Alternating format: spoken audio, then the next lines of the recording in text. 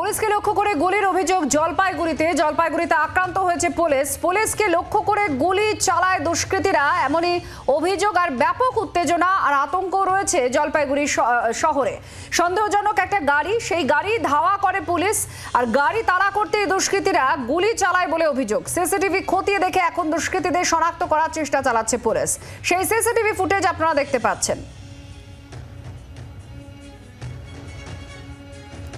প্রদ্যুৎ দাস আমাদের প্রতিনিধির সঙ্গে আছেন। প্রদ্যুৎ, পুলিশ এখনো পর্যন্ত কি করেছে? সিসিটিভি সংগ্রহ করা হয়েছে এই ঘটনায়, আর কি করেছে পুলিশ তদন্তের জন্য?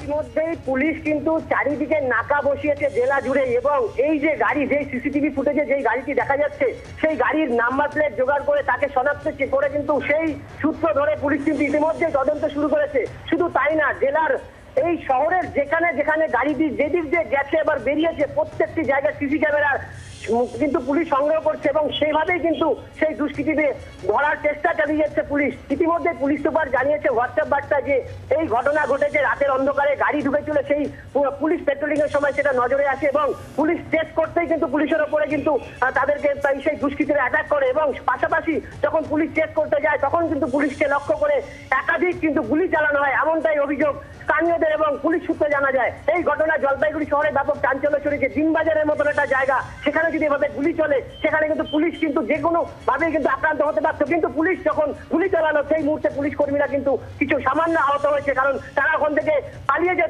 যেতে যেহেতু গুলি ওখানে চালানো হচ্ছে, সে সময় কিন্তু পুলিশ পড়ে যায় এবং সামান্য আহত হয়। কিন্তু এই ঘটনায় ব্যাপক চাঞ্চল্য ছড়িয়েছে এবং বড় দুর্ঘটনা ঘটতে পারত। হয়তো ডাকাতির ছক কষেছিল এই দুষ্কৃতীরা, সেখান থেকে কিন্তু রক্ষা পেয়েছে জলপাইগুড়ি শহর। ধন্যবাদ।